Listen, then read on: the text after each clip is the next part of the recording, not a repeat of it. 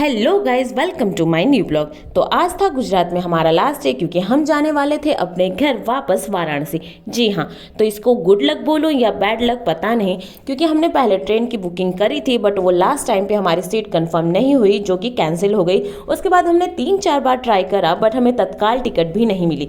तो फाइनली फूफा जी ने कर दी थी फ्लाइट की टिकट। तो अब इसे गुड लक बोलूँ या बैड समझ में नहीं आ रहा, क्योंकि फ्लाइट में आपको पता ही है कि थोड़ा एक्सपेंसिव टिकट होता है। तो एक बार हम सोच रहे थे कि क्या इतना पैसा खर्च करके जाना सही है या नहीं, बट सिचुएशन ऐसी थी कि हमें जाना ही था। तो सुबह सुबह हम रेडी हो चुके थे, क्योंकि हमारी जो फ्लाइट की टिकट थी वो थी अहमदाबाद से, और बड़ोदरा से वहाँ जाने में लगते हैं करीब 2 घंटे। तो सुबह सुबह उठ के हमने बनाया सैंडविच, जो कि बहुत ही यमी था, और सुबह सुबह इतना जाना था तो हमें लगा कि थोड़ा हल्का खा के जाना चाहिए। तो दीपा ने यही बनाया, तो मैंने सारे वेजिटेबल्स कट कर दिए थे और बहुत ही यमी सैंडविच बना था, तो उसे खा के हम निकलने वाले थे। बुआ के घर से जा रहे हैं। इतने टाइम रहे, अच्छा नहीं लग रहा है। अच्छा अल्लाह तुम्हें मार के भगाऊंगी, आना पुराना इस बार। अच्छा नहीं लग रहा है पर जाना तो पड़ेगा। तो अभी फाइनली हम बस निकलने वाले हैं। चलिए, स्ले बाद में करेंगे, फिलहाल तो कूली बनने का टाइम आ गया है।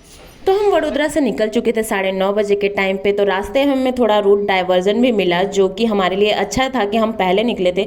वरना अगर रास्ते में आपको ऐसे डाइवर्जन मिलते हैं जिससे आपको दिक्कत भी हो सकती है, आप टाइम पे शायद ना पहुंच पाओ। इसीलिए बोलते हैं कि कहीं भी अगर आपको दूर का सफ़र करना है, फ्लाइट वगैरह है, तो उसके लिए आप घर से थोड़ा सा पहले निकल जाओ।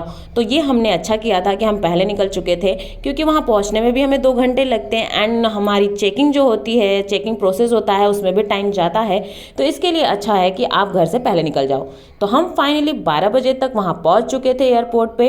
और जब एयरपोर्ट पे पहुँचे तो मैं सच बता रही हूँ, दिल की धड़कन इतनी तेज हो गई थी, क्योंकि ये मेरा ऐसे तो फर्स्ट टाइम नहीं था, मैं सेकंड टाइम जा रही थी फ्लाइट से।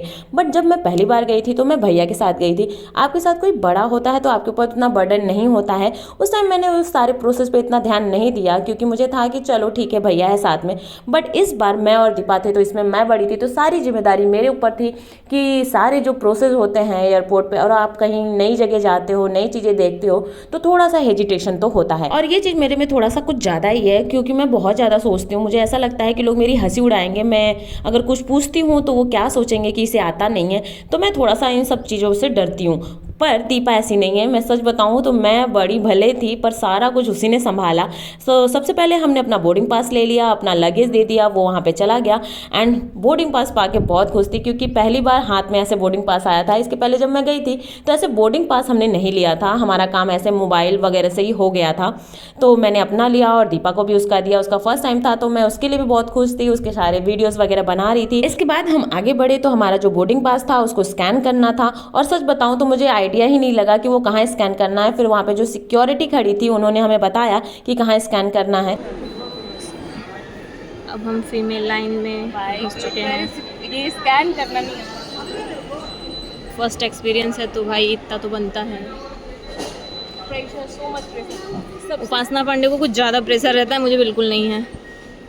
मुझे तो जस्ट चिल। फंडा है कि आप बिना प्रेशर के भाई बनारसी ज़्यादा प्रेशर नहीं लेते, नहीं आए तो कह देते हैं भैया तें बता दो। इसको मत भूलो, यही मेन है। ये पूरा रखे रहो पास में, ऐसे गिरना नहीं चाहिए। चलो, इतना खोल के रखे दो भाई एयरपोर्ट पे ज़्यादा गहने इनकी तरह लाद के ना आए, अन्यथा निकाले जाएंगे।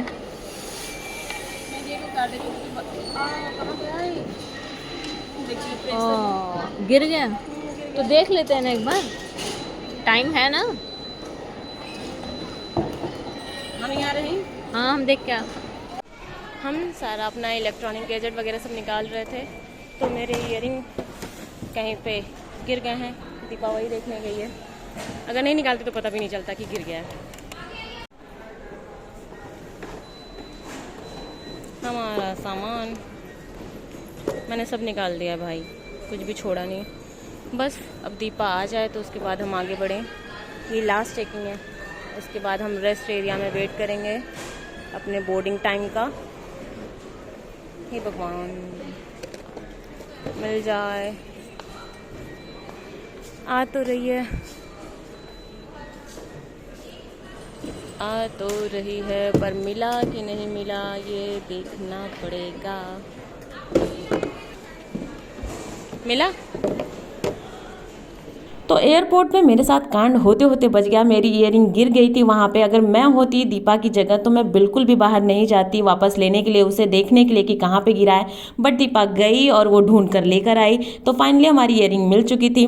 सच बताऊँ ना तो मुझे बहुत ही बुरा लग रहा था जब मेरी ईयरिंग गिर गई थी, क्योंकि ये ईयरिंग मुझे बहुत पसंद है, मेरी बहुत पुरानी ईयरिंग है। और ख़ास तौर से इसलिए क्योंकि इस पर जो माँ लिखा है वो मेरा बहुत ही मतलब मुझे बहुत अच्छा लगता है। तो मैं बहुत खुश थी वापस से उसे मिलने के बाद। तो वो लेने के बाद हम आगे बढ़ गए। हम वेटिंग एरिया में वेट कर रहे थे अपने बोर्डिंग टाइम का। तो मैं तो बैठी थी, दीपा वहाँ पे भी एक्सप्लोर कर रही थी। वो ऊपर जाके सारा कुछ देख कर आई, वगैरह वगैरह जो भी था उसके। तो जब उसने बताया कि ऊपर चल के देख लो ये सारा कुछ, तो मुझे भी लेकर गई उसके बाद। तो हम वहाँ पे जब तक हमारे पास टाइम था हमने सब कुछ वहाँ पे देखा, अच्छा अच्छा चीज़। उसके बाद फाइनली हमारे बोर्डिंग का टाइम हुआ, तो हम वहाँ पे बस में बैठे। उस बस से हम अपने प्लेन के पास पहुँचे। तो फाइनली मैं और दीपा की तो फर्स्ट फ्लाइट है, हम आ चुके हैं अपने प्लेन के पास। तो ये मेरे पीछे हमारी इधर है, हमें इसमें जाना है। और ये पीछे वाली बहुत बड़ी है, कितनी बड़ी है ये वाली, तो हमारी वाली तो छोटी है भाई। तो फाइनली हम आ चुके हैं। दीपा को ना उस साइड से खिंचवाना है। कैसा एक्सपीरियंस बताओ? ये अभी अब हम अंदर जाएंगे असली मैदान फतेह करने। नहीं अभी तो हो गया, मेन फतेह बाहर का होता है चेकिंग वाला। तो चलिए चलते हैं हम इंडिगो से। लक्ष्य अग्निहोत्री है, साथ ही हमारे विमान कर्मिदल ऐश्वर्या, तेंजिन, निशा है और मैं जागृति आपके मुख्य विमान कर्मिदल। हम हिंदी और अंग्रेजी बोल सकते हैं। आपके सहयोग और विमान कर्मिदल के देश के पालन से हम इस यात्रा को सुरक्षित, आरामदायक और बेहतर बना पाएंगे। हमें बेहद खुशी है कि हम आपको हमारे देश के साथ जोड़ सके। प्रस्तुत है आपके लिए इंडिया बाय इंडिगो। धन्यवाद। प्लेन में एंटर करने के बाद हमने सारे इंस्ट्रक्शन बहुत ध्यान से सुने। वैसे तो मुझे पहले से पता था, बट मैंने फिर भी ध्यान से सुना क्योंकि हर एक्सपीरियंस अच्छा ही होता है। तो फाइनली हमने अपनी पेटी भी बांध दी थी टेक ऑफ करने के लिए। हमारे प्लेन का टाइम हो चुका था। तो जब चल रही थी ट्रेन तो मैंने बोल दिया था, दीपा को पहले ही बता दिया था कि ऐसा ऐसा होने वाला है, क्योंकि मैं एक बार देख चुकी हूँ। और दीपा को बिल्कुल भी आइडिया नहीं था कि जब प्लेन उड़ती है या नीचे आती है तो कैसा लगता है। मुझे तो उसका थोड़ा बहुत आइडिया लग चुका था। तो मैं दीपा को हर चीज़ एक चीज़ बता रही थी कि उसका कुछ भी ऐसा मिस ना हो जाए। तो फाइनली हमारी प्लेन हवा में उड़ने को तैयार थी। इसके बाद ऊपर का जो नज़ारा था वो इतना सुंदर था। दीपा एकदम खुश हो गई देख कर कि मतलब वाओ। एक दो ही टाइम होता है जब आप प्लेन में से जब बाहर देखते हो, एकदम पास होते हो आप पृथ्वी के, तो कितना सुंदर नज़ारा होता है। रात की तो बात ही अलग है, बट हमारी दिन की फ्लाइट थी तो हमने दिन में जो भी था एक्सप्लोर किया, देखा, अच्छा लगा हमें। दीपा बहुत खुश थी और उसको देख के मैं बहुत खुश थी कि फाइनली उसने भी ये सारा कुछ एक्सपीरियंस कर लिया। तो बहुत टाइम के बाद फाइनली अब हमारे लैंडिंग का टाइम था। हम टाइम से पहुंच चुके थे, हमारी जो प्लेन थी वो ऑन टाइम थी। तो ये सारे नज़ारे का लुत्फ उठाते हुए हम आ चुके थे वाराणसी। सच में अपने शहर का जो सुकून होता है ना वो एकदम अलग ही होता है। और जब आपका शहर वाराणसी हो तब तो सुकून के क्या कहने, जहाँ सारे लोग दूर दूर से आते हैं सुकून पाने के लिए।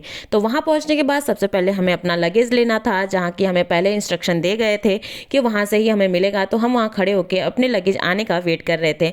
तो उसे कलेक्ट करने के बाद हम बाहर निकल आए थे। इसके बाद हम वेट कर रहे थे डैडी के आने का। हमने डैडी को पहले ही इन्फॉर्म कर दिया था कि डैडी आ जाइए, हम पहुंच चुके हैं। तो डैडी वहां पे पहुंच चुके थे। फिर हमने अपना सारा लगेज डैडी को दे दिया। डैडी ने मिलते ही हमें एकदम गले से लगा लिया, क्योंकि हम 1 महीने के बाद मिल रहे थे और वो जो फीलिंग थी ऐसे बताई नहीं जा सकती। भैंस के आगे बीन बजा, भैंस कड़ी। हाँ भाई अब जिसका काम उसी को साजे। अब भैंस का जो काम है वो कर रही थी और आपका जो काम है आप करिए। तो इस वीडियो को लाइक, शेयर, सब्सक्राइब करना ना भूलें। मिलते हैं नेक्स्ट वीडियो में, तब तक के लिए बाय बाय।